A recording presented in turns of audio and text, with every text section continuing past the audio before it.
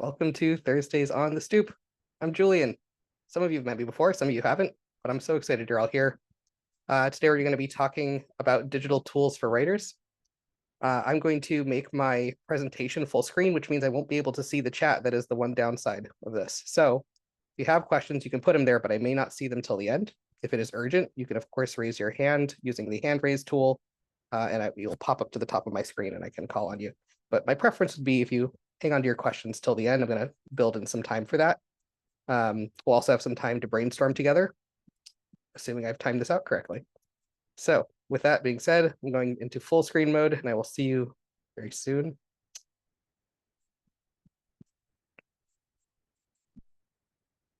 I should also check and make sure there's no one in the waiting room. Really multitasking over here. All right, here we go. Presentation. All right, digital tools for writers. Let's talk about them. Who am I? I'm Julian. I'm one of Blue Stoop's 2 co-directors. I'm an aspiring novelist. I am an expert procrastinator. I call myself a UX wannabe, meaning that I've taken the courses, but I've not got the work experience behind it. But I'm interested in user experience design. Literary community organizer, that's how you know me. And ADHD wrangler, mostly wrangling myself. Today's presentation is a surface level overview of several digital tools that I find interesting or useful. Like I said before, I will share the presentation link with you after the session, so you can go back over all of this at your own pace, rewatch the recording, and so on. So because you'll have access to everything on the screen, I would encourage you to spend this time thinking about your biggest needs as a writer and considering, which, if any of these tools might be useful to you and how. So why are we using digital tools at all? Great question. You actually don't have to use them. You don't have to do everything or pretty much anything on a computer if you really don't want to. A lot of writers prefer to write by hand or use typewriters or print things out. There's no right way to do it. But here's why I like them. Number one, no more lost notes. I lose a lot of things. And so it is really helpful for me to have tools that are searchable, and tools that are available through the internet means that my maps and my outlines are with me wherever there is Wi-Fi. And in some cases, even without Wi-Fi, if there is an option to view something offline. Reason number two, a lot of these digital tools are built for business usage. I, as a writer, really need support around adding structure and like keeping my productivity moving forward because I'm so distractible. And so because these tools are built for a capitalist context, which is, well, that's its own thing, but designed to extract the most productivity possible, for me, when I apply that to art, it is useful. And for me, it doesn't take away from the creativity of it. And reason number three, it's fun. Honestly, that's kind of it. I know it's nerdy, but I actually really do enjoy playing with these digital tools, mapping out my stories in visual ways on the internet. So for me, it's fun. You might find it fun too. If you find that it's not fun, maybe this isn't for you. And that's totally fine. You will find a way to do this that makes sense for your practice and your style. You don't have to do it my way. So I encourage you to keep an open mind, but ultimately stay true to you. I'm going to open with a few quick caveats just to kind of set the tone. First things first, this presentation was called Beyond Scrivener. So you might be asking yourself, what is wrong with Scrivener? The answer is nothing. There's nothing wrong with Scrivener. It's great. It's basically a very beefy word processor with a lot of ways to stay organized with like character lists and other bits of information. It's great for editing. You can move chunks of text around quite easily. But as with anything that is a tool that is being marketed to a specific demographic that doesn't usually use that tool, I find that these things end up costing more because they're marketing to people who aren't familiar with like how to build your own software, for example. $60, honestly, at the end of the day, is not that bad for a piece of software, especially one that you have a lifetime of licensing on. So you might decide, you know what, all of this is silly. I'm just going to use Scrivener. I'm going to pay the $60. More power to you. You're not going to hear me complain about it. I'm not going to get too into what Scrivener does or how it works today. There's about 1 million YouTube videos out there about it that you can check out on your own time. But we will spend a little bit of time looking at some free alternatives to it. But more than anything, we're going to focus on like more project management-y kind of tools or like brainstorming tools, places to store all the information that surrounds your writing. Another caveat, you'll notice that there is no recommendation for ChatGPT or anything like it in this presentation. It's a political choice on my part. It's also a personal preference. A lot of writers do use large language models to write, to draft, to edit, to manage their projects, and so on and so forth. Personally, I don't ever want to use it for anything creative. I have my own reasons for that. And you really can do what you want. I'm not going to come to your house and stop you from using ChatGPT to write if that is what is in your heart, if that's what you desire. But I do want to assure you that you are funnier, you are smarter, and you are way more creative than a robot could ever be. So I will end my political stance there, but I just want to encourage you to see your own strengths and lean into them. Nothing is foolproof, so don't be the fool. By that, I mean, even the best tools cannot replace common sense. That means you need to back up your work. Do not store everything you have in one place. Get an external hard drive, print it out. That's a reasonable option. Put it in a different type of digital tool. Whatever is best for you. The bigger and more complex your project is, the more important it is to have a solid safety net in place for it. I have almost lost an entire novel to a Scrivener malfunction. Fortunately, I had printed a draft before that file got eaten and destroyed, and so I have it. And I work off of that printed draft to this day. So back yourself up. The other tip there is get real with yourself. Know who you are, know your strengths, know your weaknesses. Don't waste your time building complicated tools that you are not going to use. And maybe check in periodically with yourself as you're playing with these tools and ask, am I actually getting organized or am I just avoiding my writing? It's a good question. It doesn't mean you have to stop, but it's good to know and be self-aware about. And throughout this presentation, you may think, oh, Julian, you forgot about such and such. Well, that's because I don't actually know everything. I know it seems like I do. This is a common misconception about me. I don't know everything. And even if I did, there wouldn't be time to go over it today. So we're just going to focus on a few examples that I find interesting and that I have a little bit of familiarity with. And at the end of the session, again, if I manage my time correctly, we can go over some of the resources I didn't get to. So bear with me on that. If you have recommendations about other tools people should use, hang on to those. We are going to talk about them together. So I do want to hear them, but we're going to have a moment for that closer to the end of the session. I know. Get on with it, Julian. You've been rambling. It's 12 minutes in. Let's make it happen. All right. So these are the tools we're going to talk about today. Starting with the Google Suite. Perhaps you're saying, I already know about that. Yeah, you probably do, but there are maybe people who don't know about the various things the Google Suite can do. It is my go-to for almost everything novel writing related, because it is free. I find it easy to use, and there's a lot of functions. So we're just going to start with the most basic option and build out from there, get more specialized. So yeah, I mean, there are downsides to Google. People have serious political concerns with them that are reasonable, that I'm not going to argue about. But this is what I use. It makes my life easier. And there you go.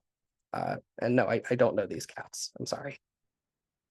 So I would recommend that if you are storing stuff in Drive, you create a separate folder for your writing stuff. You could even create a separate Google account altogether so that it's not mixing with your, I don't know, your scans of your taxes and stuff. Starting with Drive, this is a screenshot from my own Drive.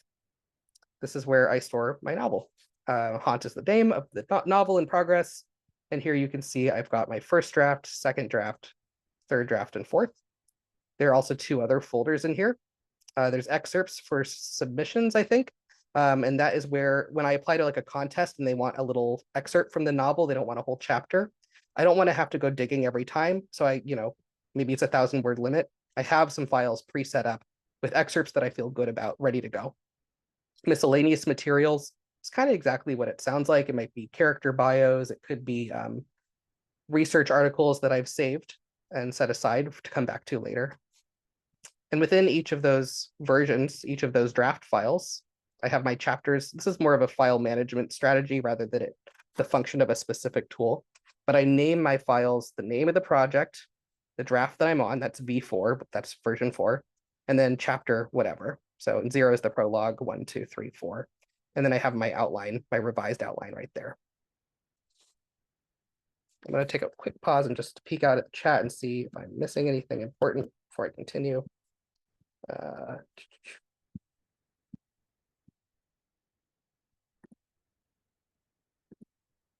Okay, cool, we're good. All right, I'm going to carry on.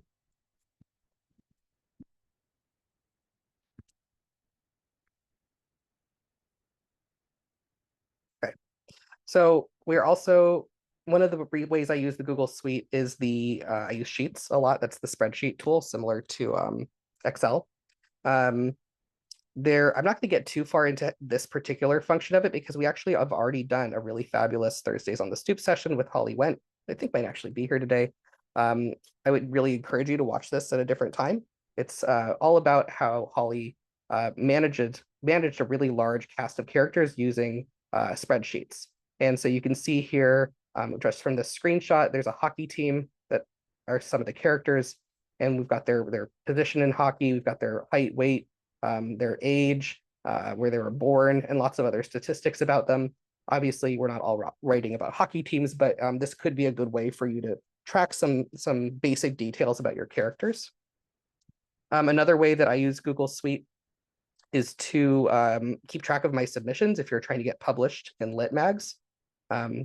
I have a column for the name of the publication, the where and how I submitted it. So sometimes I'll submit things via email. So if I want to figure out what I'd sent, I can look there instead of just digging endlessly through submittable for something that isn't there. The name of the piece, the date I sent it, and the date I either heard back or when I think I should hear back. You can see most of these are declines, for I am human like you. But occasionally I get an acceptance and I get to make it bright green, and that feels really good. So a little color coding, dopamine boost, why not? You know, we're all nerds here. Google Keep, this is just a note-taking thing. So I've blocked out some of these details for my own dignity and for privacy reasons. But yeah, so here's where I keep my notes about what's up with the novel, things I want to work on, ideas for new projects, lists of names to come back to, potential beta readers, stuff like that. I like to keep my digital notes very handy. Digital notes are great for me because I think of things randomly in random places around town. And so I want to be able to just jot it down in my phone, and it just gets added to this essentially portable database of all of my crazy ideas. I know we're moving through this stuff really quickly, but again, this is the Google Suite. Most of you have encountered it, so I think doesn't need a ton of explanation. This one, I'm going to exit my full screen for a sec. Oops. All right, so this one, we're going to just look quickly at the template. Google Docs is where I write everything. Let's see can you all see the, yes, you can. Okay, great. So in this example, we are writing the very original story of Goldilocks and the Three Bears. I've used headers up here to make sure that these sections are all landing in this document outline on the left panel. And that allows me to quickly skip ahead to different sections. I don't think you can drag to rearrange. Yeah, I don't think you can. I could be wrong about that, but I do find it, it's an option. It's a useful option, and it is free. So here we are. I've set these up as anchors in the text. So if I click here, I can zoom down to something else. But there's a lot of ways to set up a Google document to make it more functional for this sort of thing. But yeah, the tool's built in, might as well use it. All right, barreling forward, here we go. Slideshow. Maps, unexpected hero of the day. I find it really difficult to write scenes where characters move about town for a few reasons. One, I don't remember what it looks like there, and B, I don't remember how long it takes to walk. This is why I use Google Maps frequently. One of the best things about Google Maps is, at least within the most recent years, let's say the last 15 years or so, you can actually kind of go back in time, see down here at the bottom, and see what the place you're looking at looked like then. And then you can walk through, you can see, oh, this character saw this to their left because I know it's there. If you want to be accurate about a place, this is the way to do it. And again, you can calculate the time to walk or bike, take the bus, and so on, and at least give yourself some general sense of like the time frame of your story if someone is moving about town. Google Calendar, yeah, so this is maybe one example. I could map out Goldilocks's day, where she prepares for the break-in and then gets eaten. You can print Google calendars, but really you don't even need Google for this. You'll see if you would click this link, there are many websites where you can just get a template of a calendar and then either type or handwrite in it, whatever's best for you. But yeah, I find when plotting out a story, having a clear calendar of what's happening when keeps the story making sense. And also helps me find plot holes. When you're looking at Google Calendar, I think a lot of people don't notice this. Up at the top of the page, there are these two options to pick from. There's the calendar that we just saw, and right next to it, this little check mark. That takes you to some checkable lists. And so I've created some different lists here. This is, work and stuff. Here's one specifically for the story I'm allegedly working on. And every time I click that circle, it pops down to the bottom as a completed task. I can add notes to it and all sorts of other details to make this, a useful resource for project management.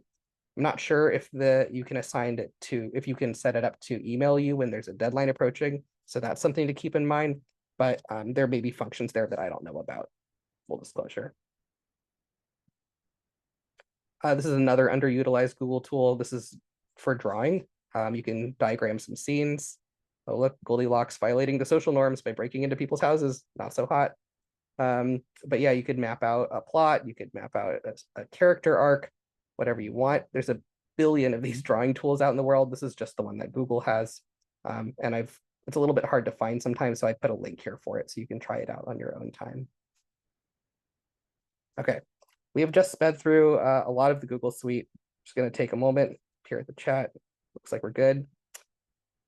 We're going to move on to some of the more complex or, I don't know, unusual stuff. So let's talk about Incarnate. This one came up because I was trying to draw a fictional city and it was not going well. I am not a visual artist and I am certainly not a cartographer, but I needed something that I could refer back to consistently.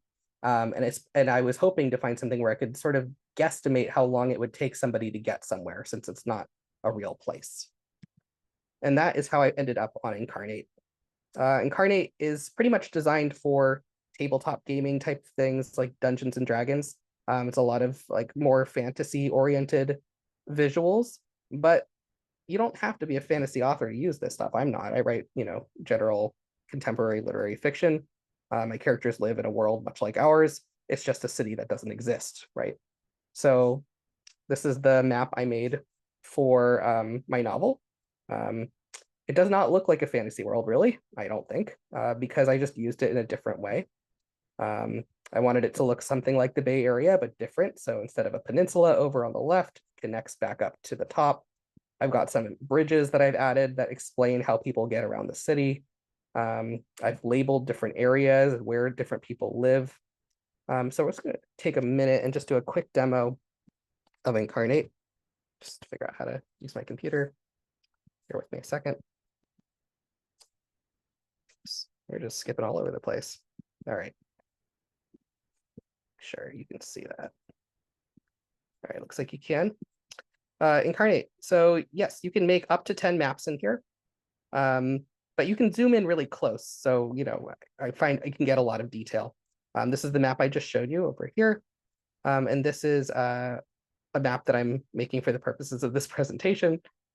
Just to quickly show you what that looks like. I'm not going to get too deep into it, but yeah. So there's this tool over here, this one that looks like a shovel.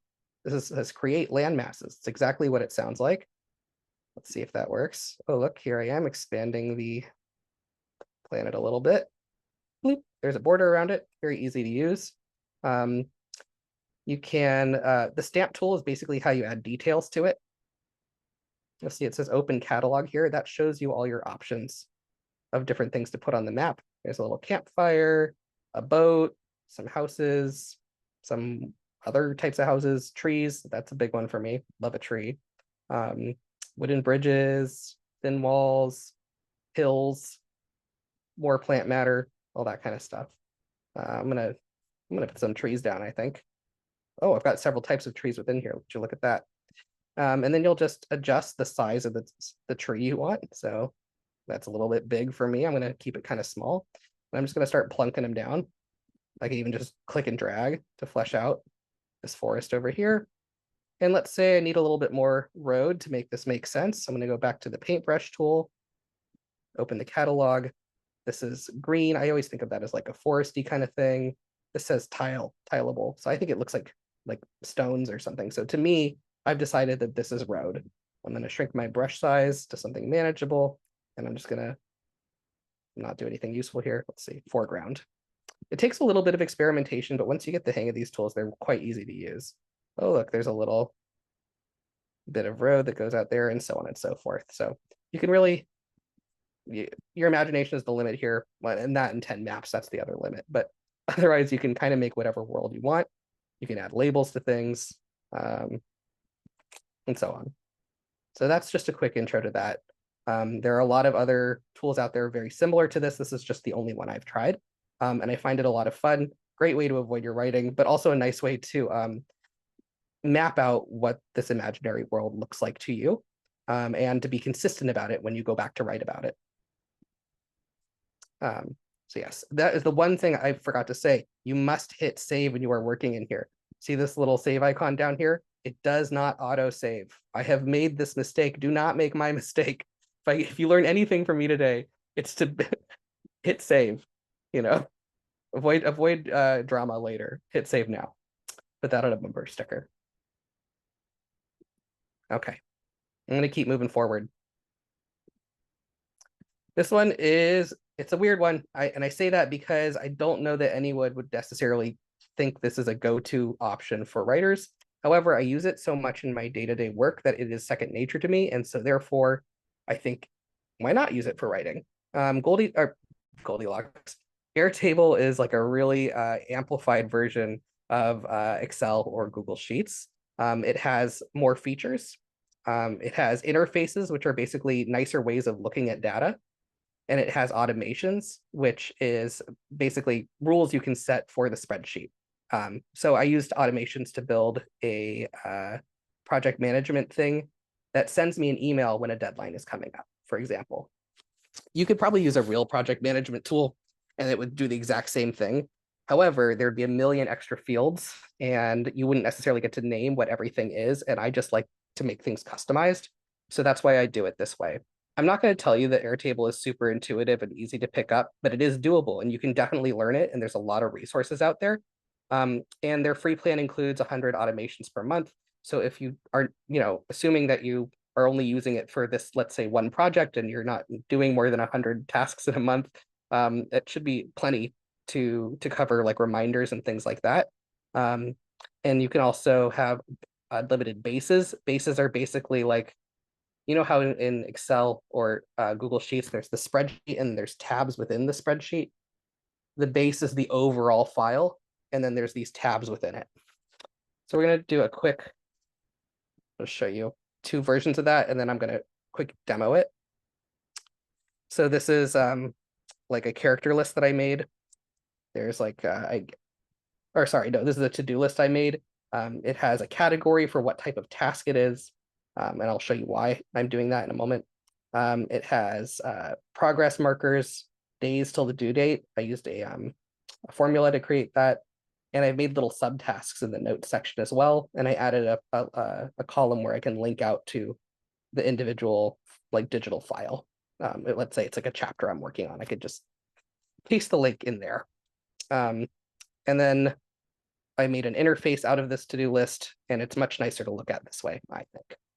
But I'm going to show you just really quickly how I set up the automations for this. Actually, do a quick time check. Yeah, we got a couple minutes. So I'm going to open up Airtable. This is that character list you saw before. Or sorry, this is the to-do list you saw before.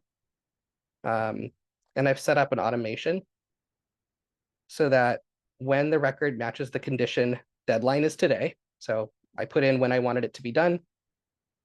Then I want it to send me an email.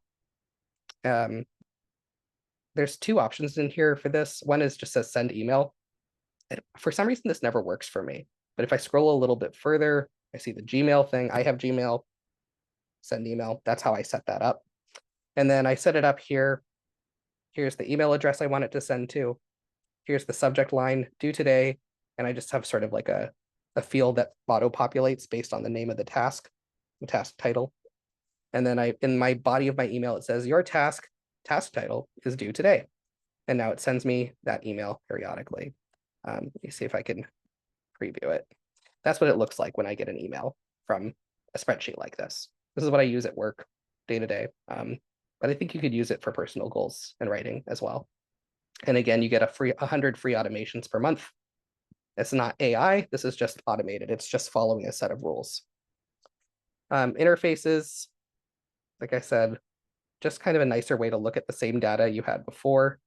You don't have to do any of this. I mean, all of this is truly deeply optional. But if you really want to get into the weeds, this is one way to do it. I think it's fun. Okay. Let's go see what else we got to talk about. You're doing good on time. Next up is Notion. Those of you who use Notion already know that it does a lot. It's actually a little bit hard to summarize what it is and what it does, but I think of it maybe like as a Swiss Army knife of different project management tools. You can use it to build like basically a wiki, like a catalog of everything. And say you're building a world, everything in that world from character, species to weather patterns. I mean, really, like you could really build it out to be quite comprehensive, or you can use it very simply as like a note-taking tool. And there's a lot of in between as well. It can it's very flexible.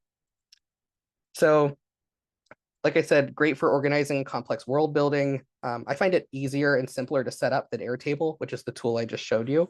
And you can actually move blocks of text around within documents, which makes it more friendly to like word processing than just like a strictly database tool.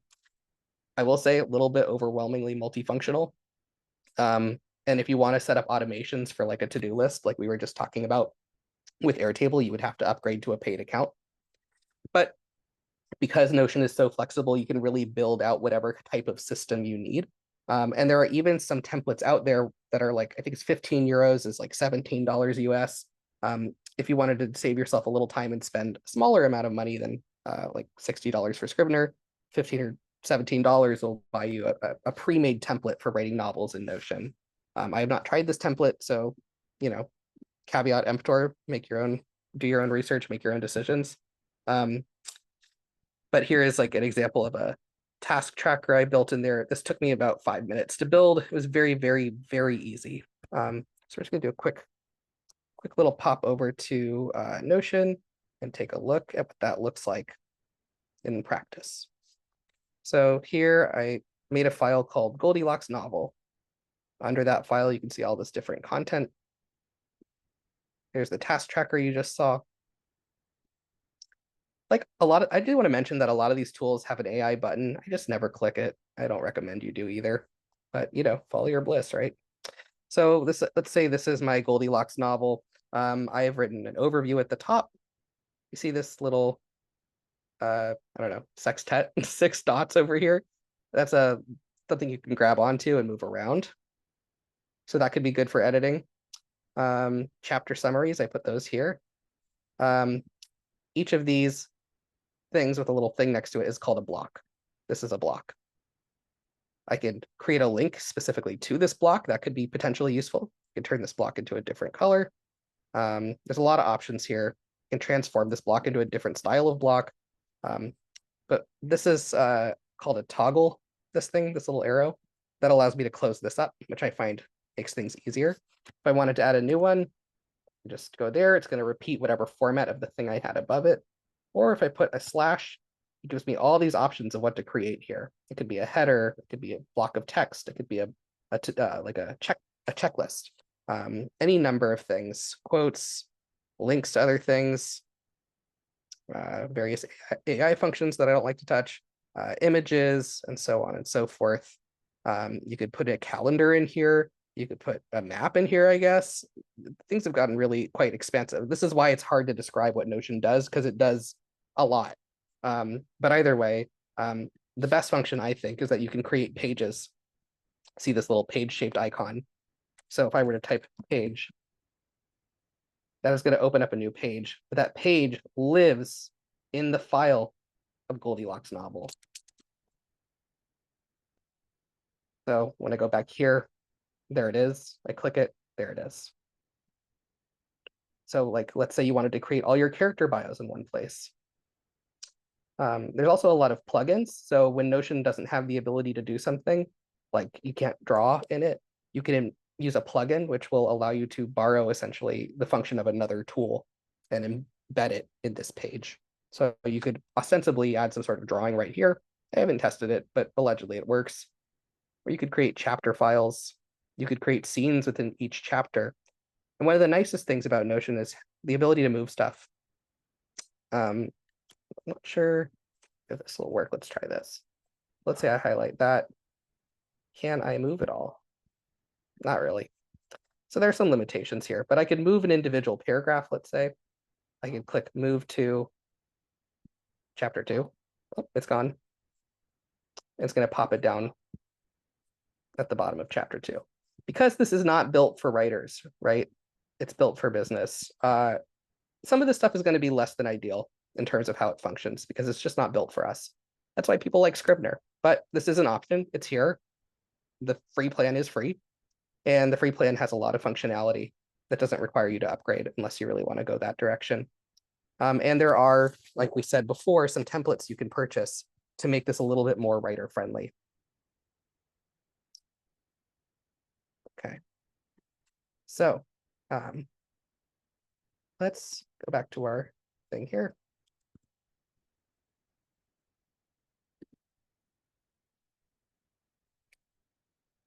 How are we doing on time? We are doing great. Okay.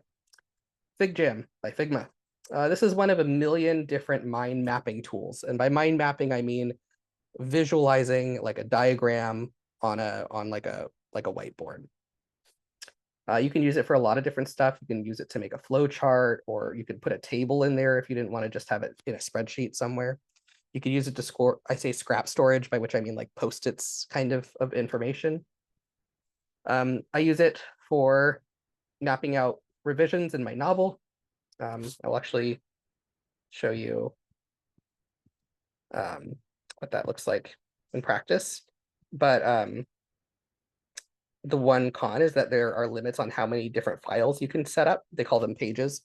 But the good thing is, with all of these whiteboarding tools, it's sort of an infinite scroll on either end of the screen. So you can just zoom out and put some stuff over here, and you kind of never really run out of room, at least not the way I'm doing it. And you can collaborate with Figma. So if you were working with a co-author or something, you could have them just make a free account and hop in with you. So just to show you what this looks like in practice, this is like copy pasted some of my stuff. My actual file looks way more insane than this. But like I have a section of things I want to fix in the novel, things that I've already fixed, and then I drag those Post-its in between categories depending on how things are going and if I was able to fix it. I have a table down here of like how characters are evolving over time from the beginning, the middle, and the end, with different rows for each of those characters. And similarly, I have a timeline here of my novel. I have rows for each character, some of which are human and some of which are places or like a conspiracy subplot. And I have marked out the dates up here, things that happened before the novel started and things that happened in the first week and so on and so forth. There's a climax of the story. There's a break in the narrative, and then things kind of come back and we can see how they ended up for each of those characters. So you can really use this any way you want. I think the Post-its are very functional for me because I tend to think in Post-it form anyway.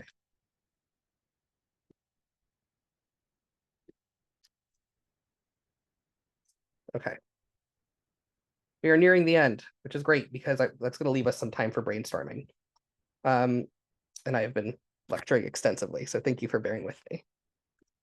So I did talk about Scrivener before, so I got to talk about it for real for a second, which is that there are some kind of analogs to Scrivener, things that are quite similar to the way Scrivener functions, but are free. And as with a lot of these, I mean, all the tools we've seen so far are things that I have personally used in some capacity. However, these next few slides are things I have not personally tried. I have done research to hopefully vet that there is some trustworthiness there, but you need to, don't be the fool. You got to check your own sources, make sure you feel comfortable with these tools before you adopt them. And again, back up. Do not rely on one tool to store all of your information. Okay, with that warning in place, I'll just show you a few of the ones I came across that seem really promising as alternatives to Scrivener. A lot of these look very similar. This one is a manuscript. When you get this file, I'm going to send this presentation to you. You'll find that these are clickable, so you'll have the URLs to learn more about them and potentially download. This one is open source. It's 100% free. You can see on the left, there's different categories of stuff. So editor, that's like where you're doing the writing. The outline, it's exactly what it sounds like. Plot lines, characters, summary, and so on. In the second column, you can see the sort of overall folder and then smaller files within that folder. It looks like you can label things by color about what type of perspective it is, or maybe what subplot it belongs to. You can set word goals, word count goals. Very similarly, Ibisco, I don't know if I'm pronouncing that correctly. Apologies if not. This is a screenshot from their website. Very similar structure. On the left, you've got all of these bigger categories with smaller subcategories within them. And there's some word counts here, which is a nice touch. Something I forgot to mention on the last one, just going back a second, is that the forums say that they have not seen many updates to the software recently. So it doesn't seem like the person who made it is actively maintaining it. And so if you bump into a bug in the software, it may not get fixed. Something to consider. But again, it's free. Maybe you get what you pay for. This one does seem to be more actively maintained than the last. But the free plan, there is a paid plan. The free plan is missing some features like the ability to move whole chapters around. And that to me seems like one of the most crucial functions of a Scrivener-like app. So maybe not so good for that particular function. This one, allegedly designed by a fellow writer, 100% free, seems to be updated semi-regularly. I think it looks pretty nice. They seem to be funding themselves through optional support on Patreon. It's always nice to think about where is the money for this project coming from. And there's a lot of support for this, using this product on Reddit, meaning that there's other users on there who you can ask questions to or search for problems that they've been able to solve.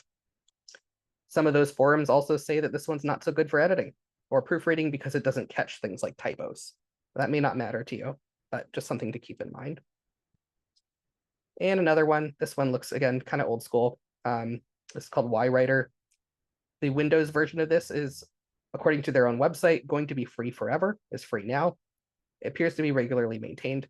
The con is that the Mac version of this is in beta, meaning that it is currently free, but when they finish building it, it probably won't be free anymore. So depending on your device, this could be a nice option. So that is a quick overview of some of the tools that I'm familiar with. We are early, which is awesome. We are going to go over and do a little activity together. Things are about to get mildly interactive. So bear with me a second while I get my bearings, and I'm going to pull up a whiteboard style tool, because I'm guessing that there is some knowledge in this room about other tools. Hopefully I'm right. If not, we can just keep moving, but I'm going to open up that whiteboard and see what you all know.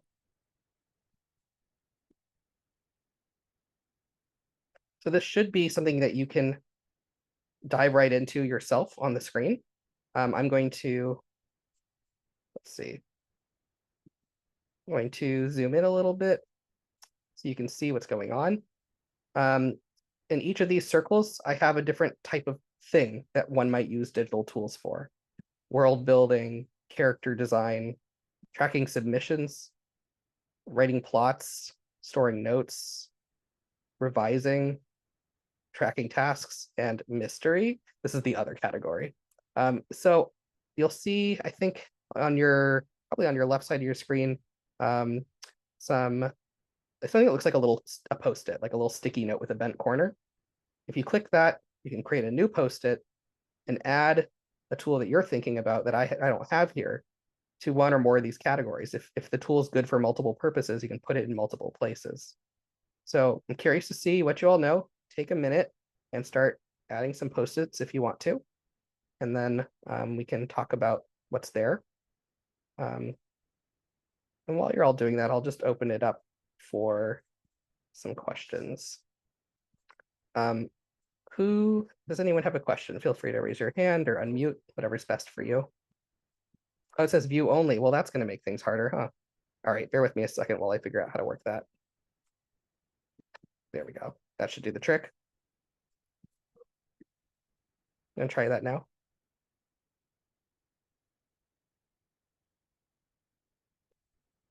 All right, I see post-it notes appearing, so something's working.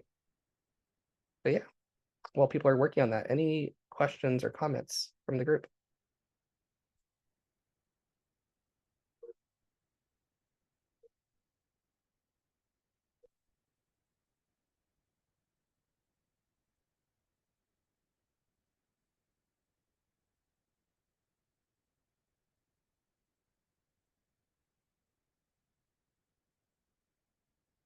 All right, Miro, I knew it was there. I almost put it in the presentation, but I thought it was too similar to something else, so I'm glad it's being added now.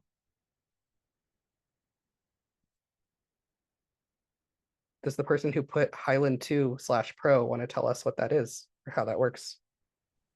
Sure. Highland is well, it's a drafting software. I've primarily used it for screenwriting, and it is invented by screenwriter John August, who wrote Go and Big Fish. I think of it like it is to Final Draft as Canva is to Photoshop. Like it's a lot simpler interface. And I did talk to John, who invented it, about the software, and I said, "Oh, I prefer Scrivener for prose, for long form novels," but he said it is also just as functional for book length projects. So I've used it only for screenwriting, but I really like it. Thank you. Would you be willing to put a link to that in the chat if that's not too hard? Thank you. All right, someone mentioned Query Tracker for tracking submissions. I would love to hear a little bit about what that is like for you. I'm sorry, that was me too. Okay, great. Yeah, so I do also use a Google Sheet to track all of my queries, so that I can look at, like, if I was rejected by an agent at one agency, but then I submitted to a different agent at the same agency later, it that's visually works for me. But Query Tracker, I did end up spending the $25 for the annual, which if you like to look at your data, it's probably both bad and good because you have too much data to look at and try to analyze. But yeah, it's just useful for seeing, especially like timelines. So like, oh, this agent does not typically respond sooner than 3-4 months. Is that somebody I want to query or not? Like, it's helpful to see their behavior. Great, thank you. There was a recommendation for Scapel on plotting from the same people who brought you Scrivener. I guess I didn't specify if these should be free or not, but it's fine to share whatever works for you. But if you happen to know the cost, let us know. I saw Miro that is very similar to FigJam, almost identical. Does our friend who put Evernote want to tell us a little bit how Evernote works for storing notes? Sure. It's a simpler way of keeping notes in notebooks than dealing with Notion.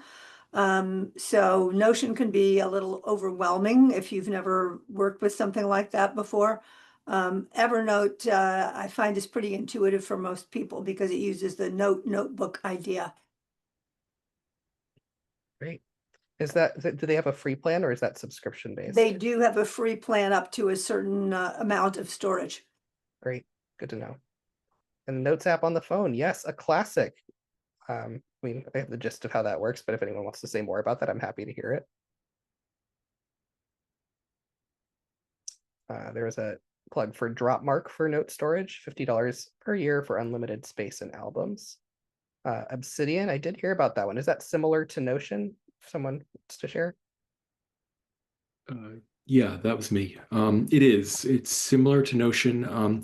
It essentially creates a Wikipedia page, but it's all of your own information. So it's linking up different concepts and things. So you had mentioned that you made a page and you were like, well, it lives inside this page. For something like Obsidian, it doesn't live inside of anything. They're all just different nodes linked to each other. So everything, it becomes a web. Oh, that's really cool. Is that one subscription based? I use it for free, and I've used it for free on my. It runs locally off your computer, and yeah, I think it's free, or at least the majority of it is. Awesome. And then also for storing notes, someone recommended Zotero and Joplin. And if those things kind of function similarly to the stuff we've talked about, we can totally move on. But if there's anything special about it you want to mention, I'd love to hear.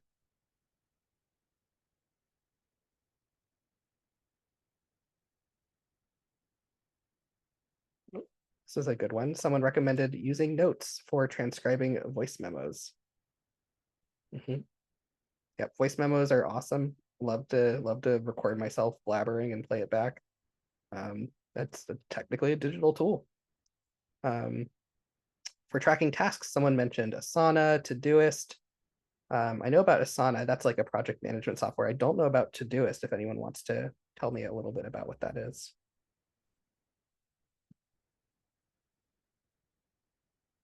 I could share. I put it. I think it's kind of similar like with the task for Google.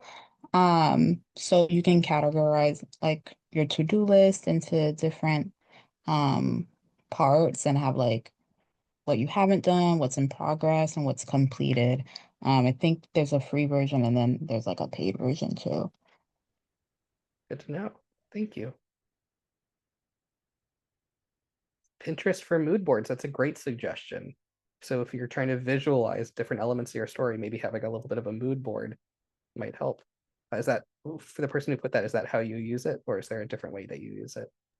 Yeah, for characters, but also for settings. Yeah, that's a great idea. Yeah, I imagine there are some other similar ones to Pinterest as well that would do the same function. Lots of options out there. Ooh, mynoise.net. Person who is currently typing. When you're done typing, I'd love to know about what that is.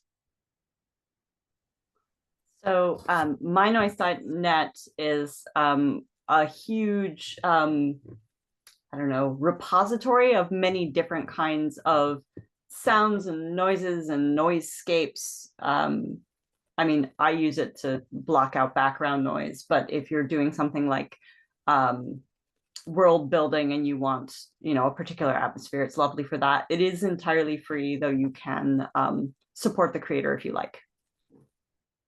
So we saw Trello come in. I copied and pasted it to add it to tracking tasks as well, but someone mentioned using it to track submissions. I think that's a really great idea. Yeah, a lot of references here. Go ahead. I use it to track submissions and things. And so I have projects done and awaiting to hear back. Like I keep them all in different columns, and then I'm able to move things along through the columns as I'm going through the submission process. That's great. And then someone recommended Quobas. I might be saying that wrong, for playlists. Yeah, music is definitely a big part of the writing process for a lot of people, so good to think about that as well. I'm a big fan of white noise personally. I have some going in the distance. And then Kerwin mentioned they have 2 projects going right now, one poetry and criticism and one strictly poetry, and have been looking for organizing tools because Scrivener has not been working. I totally hear that. Yeah, I think this is one of those things where there's sort of no silver bullet. Like there isn't going to be a one tool that does everything perfectly. And that's why, I think it's easy for people like me to get frustrated with Scrivener, because I'm like, well, it ate my novel. I don't even like it anymore. Or it doesn't do this perfectly or whatever. But I think using a mix of things is not a bad strategy, especially if they can like kind of work together well, like by embedding things from different plugins, or setting up things to interact in different ways, or just kind of knowing what works for you and bouncing between those tools. Yeah, as long as we're, backing our stuff up, there's no reason not to try a new thing. But yeah, know yourself. Cool. Well, I'll keep this board up for a minute in case there's more ideas. I will also export it and share it with you all after the session, so don't worry about having to like screenshot it or whatever. I will keep it handy for you. Let me hop back over to my screen share thing. Oh, I don't want to close my thing for everyone, actually. Someone asked for the voice memo recordings. Is there an app for that? I mean, I know that I use the one that's sort of built into my phone, but I'm curious if other people have voice memo apps that they like in particular.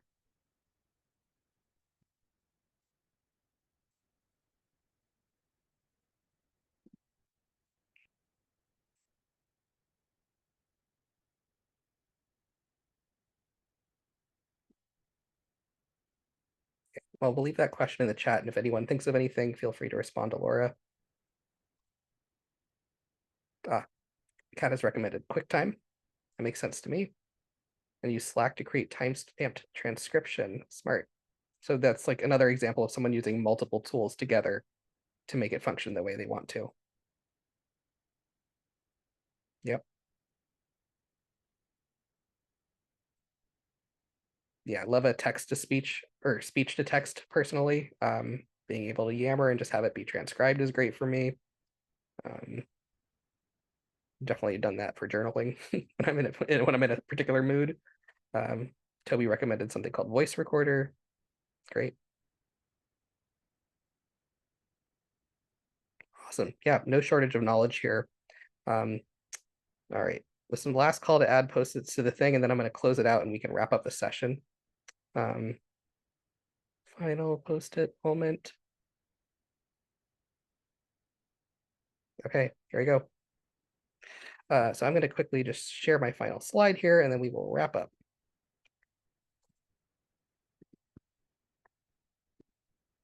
Okay, so what is the conclusion from all of this?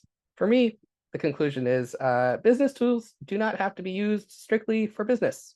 Writing is a kind of business. I think that sometimes when something is being marketed to you, there is an extra tax attached to it because it was not designed for someone else. And so when you use things for off-label usage, especially things for business, someone else is paying that money. Business is paying that money via their important subscriptions for their important business. I, the artist, am not. Therefore, it is free, and it works well because the business would not settle for it otherwise. So that's one parting thought. Use the tool your own way, even if it says it's for business. It doesn't have to be. Know thyself. Be honest and realistic about your tendencies and needs. This is where people get into trouble. They think, well, if I have the right organizational tool, then I will not be disorganized. Incorrect. You will still be disorganized, but you'll also have a tool. And so the question is, will you use it?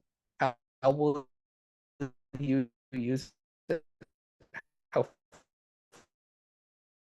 frequently will you use it? And is it actually going to make your life? My advice for life in general, but especially for digital tools. Stay smart, read the fine print, double check, check Reddit, check other sources on the internet to make sure that people feel comfortable using this tool for the purpose you're using it for or for something similar. Make sure it's actually free. If they're asking for your credit card number, it's probably because they want to bill it. Make sure that, like, for example, ChatGPT in particular, that the stuff you're putting in there is still your stuff. Make sure you're not giving ownership away by inserting your text into the platform. I've never had anything like that come to bite me in the back, but it's just something to keep in mind, that just because you say it's yours doesn't mean it is. You have to read the fine print. And last but not least, there is more. These are not the only tools out there. If you didn't see the one that is right for you, keep looking. It's there. And if it's not, maybe you're the one to build it. So with that, we'll close out. There's a feedback survey, which I will send you in a second. If you want to support Blue Stoop, you can at bluestoop.org/donate. This is a free session, of course, there's no expectation, but if you are in a place in your life where you have the means to help us out, it goes a really long way. Blue Stoop classes, there's 2 more still open for registration. There is one about flash fiction with Avitus B. Carl, and there is one with the one and only N.K. Jemisin, well-known sci-fi and fantasy author, strongly recommended, and more events like this one almost every Thursday, and on Wednesdays there's a creative co-working session as well. You can find me on the internet, as that is where I do my job and many other things, at shendelman.com, or on Instagram at Collective Lit. I've got a Substack as well. You can find me through, which you can find through either of those links. I'm going to paste some more links. Oh, this is just, you can have this later. I'm going to paste some more links into the chat so that you can click them at your leisure. But I really appreciate you all being here today. Next week, we have Thursdays on the Stoop again. It is Visible Creatures, Experiments in Visual Poetry with Sarah May. And that's going to be a fun one if you are interested in poetry at all. So here are those links I promised you. Fill out the feedback survey. Let me know how I can keep improving this session, because this is my first time running it. I'm very happy to hear your opinion about it and what I could do differently. Fall classes, there's the link, events, the newsletter. I send it out almost every Tuesday. And it has a roundup of all the random events I just listed. And of course, if you can and want to support Blue Stoop, there is that. So with that, I will cut you loose. Thank you again for being here. Stay tuned. Lots of good things coming to the Stoop, and enjoy the rest of your day. Thank you so much. Thank you. Yeah,